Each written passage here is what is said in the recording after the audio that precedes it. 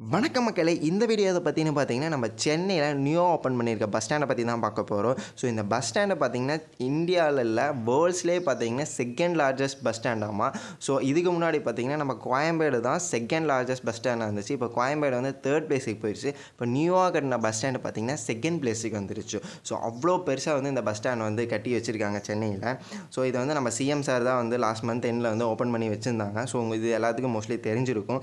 So bus ஸ்டாண்டை பார்த்தீங்கன்னா கிட்டத்தட்ட ஒரு மால் இதில் தான் இருக்கும். அந்த மாதிரி தான் இருக்கும். நீங்கள் உள்ளே போய் பாருங்கள், கண்டிப்பாக உங்களுக்கு அப்படி தான் ஃபீலாக இருக்கும். ஸோ எனக்கு லிட்டரலாக அப்படி தான் ஃபீல் ஆச்சு.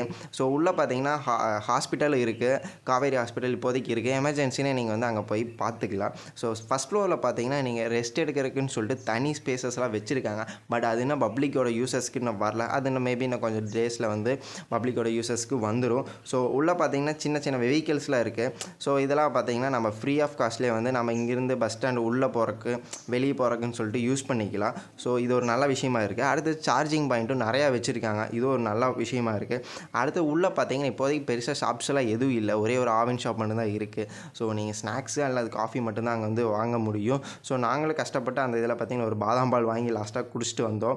ஸோ உள்ளே பார்த்தீங்கன்னா எஸ்சிடிசி எல்லாமே இப்போ இங்கிருந்தால் போகுது, கோயம்பேடுலேருந்து எதுவுமே கிளம்புறதில்ல. ஸோ இந்த புது பஸ் ஸ்டாண்டை பற்றி நீங்கள் என்ன நினைக்கிறீங்கன்னு சொல்லிட்டு மறக்காமல் கமெண்ட் செக்ஷனில் மென்ஷன் பண்ணிட்டு போங்க.